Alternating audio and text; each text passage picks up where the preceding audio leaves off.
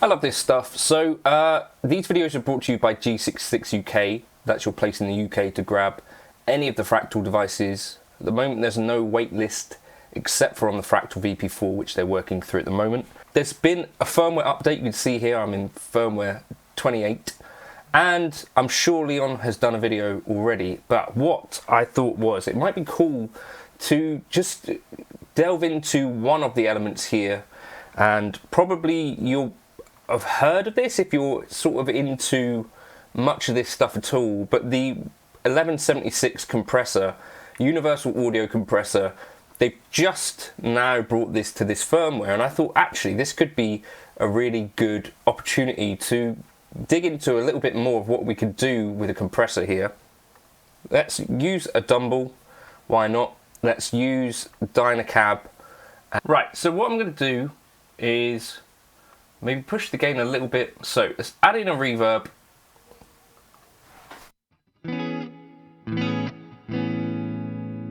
Now, here's the thing, you're going to be used to sticking your compressor block here, right? We've actually got 4 compressor blocks on the Axe-Fx. I didn't realise there was that many. Let's stick it here though, and we're going to be using this more like a mastering compressor.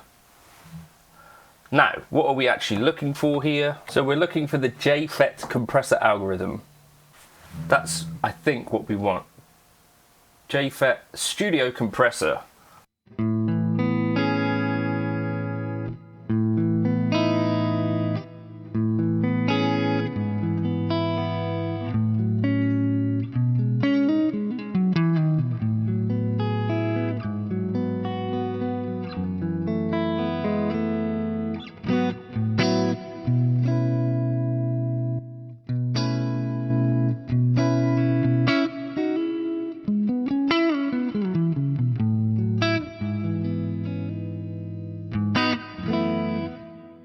The next thing I thought we could do is, what better way to learn what we could do with these than to read an actual manual from a real 1176.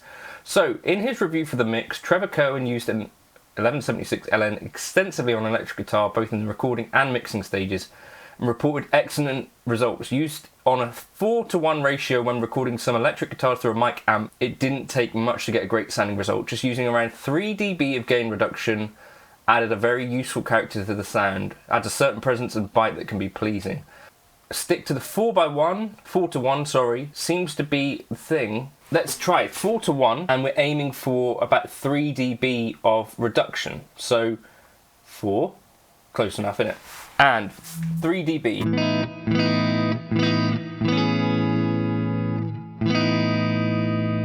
Move this threshold up a bit.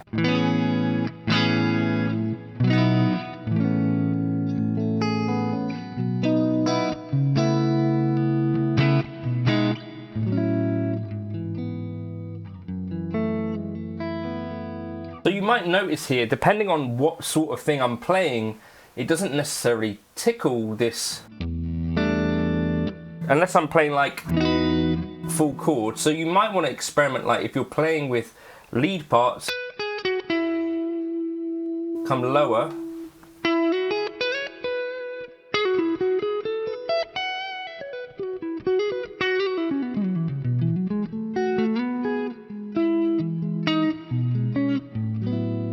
But if I was going for chordal parts, based on this aim, then I would probably move this threshold up a bit, right? So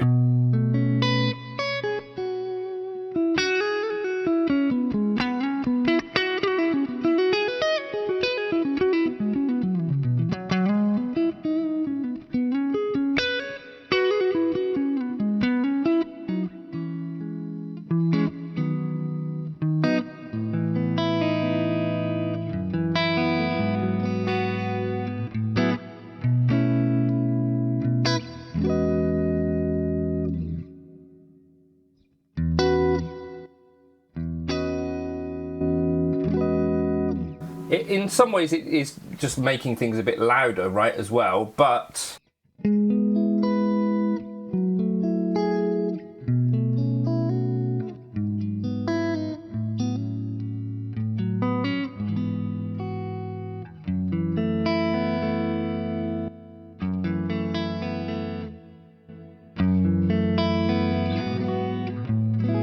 Let's have a look. This classic Dr. Pepper setting. The name comes from a classic ad campaign from Dr. Pepper that recommended people drink a bottle for a needed sugar boost at 10 o'clock, 2 o'clock and 4 o'clock every day. Seems like an awful lot of sugar. So we're going for set the attack control to 10 o'clock, the release control to 2 o'clock, the ratio button at 4 to 1. So what does that actually get us? So this between 24 and 30 is the input. So between 0.1 milliseconds to 5.5, this helpful graphic will show you, if I've googled this, that the attack and release are set backwards. So the higher you go, the faster release gets, and the higher you go, faster the attack gets.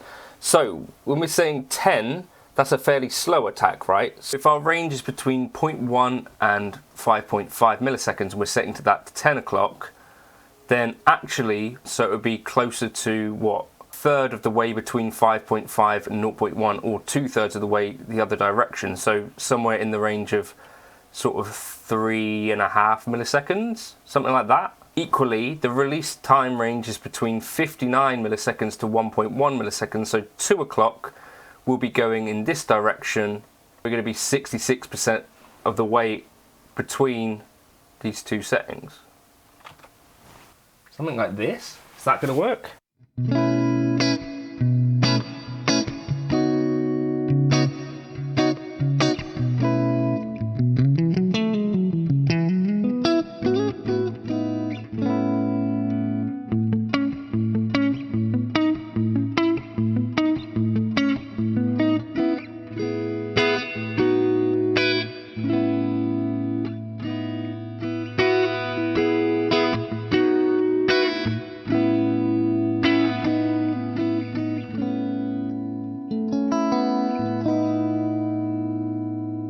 We can go way further than what is possible on the actual device. So kind of that's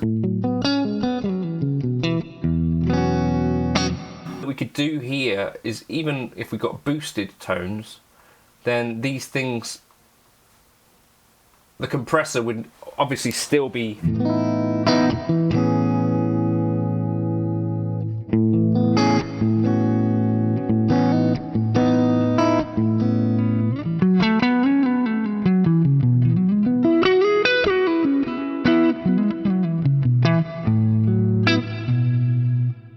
I think there is some, experimentation.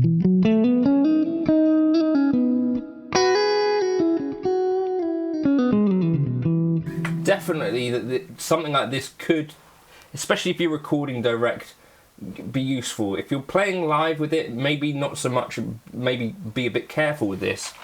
But I think, for home use, certainly, I think this could be useful. So I might actually set up, so this would be my clean setting. Dr. Pepper, apparently. And then my scene 2, what I might do is actually have slightly different compressor settings, just to essentially allow for that.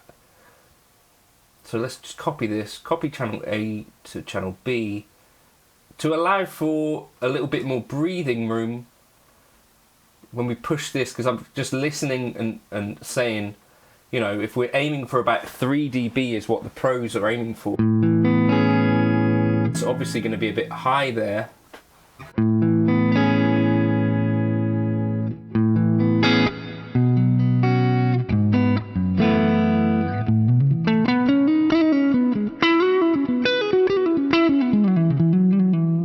And listen to the difference.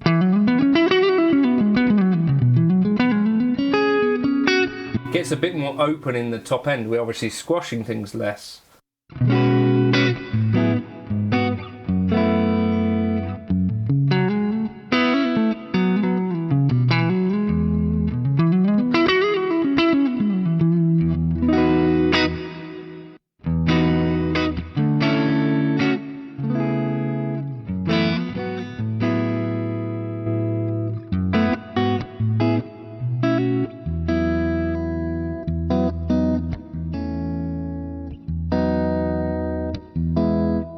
Okay, so that's kind of like a bit of drive.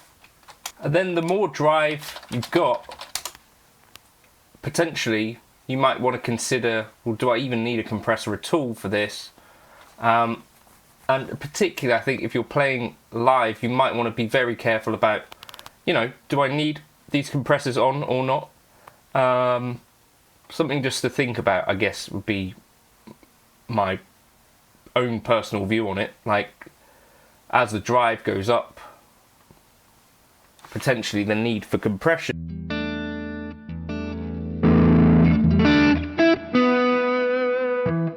maybe.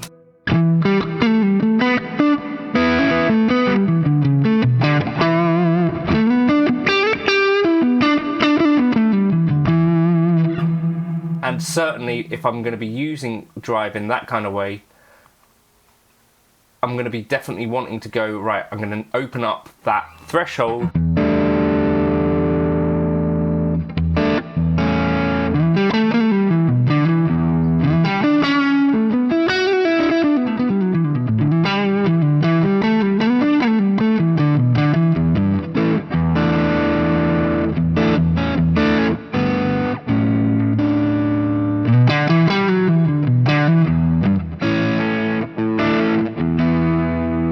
And it might even just sound better with the compressor off for that. So those are kind of some thoughts about some stuff that I'm definitely no expert on, but just I thought it could be interesting to read some of these manuals.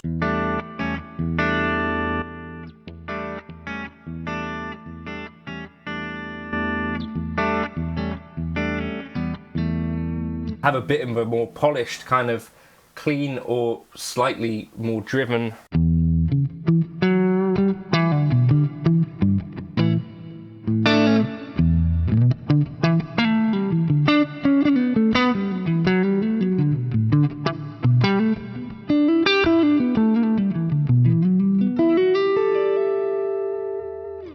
Check that out, check out the release notes of this, and as well as checking out Leon Todd's video, which is going to give you more detail on all of this stuff, I presume.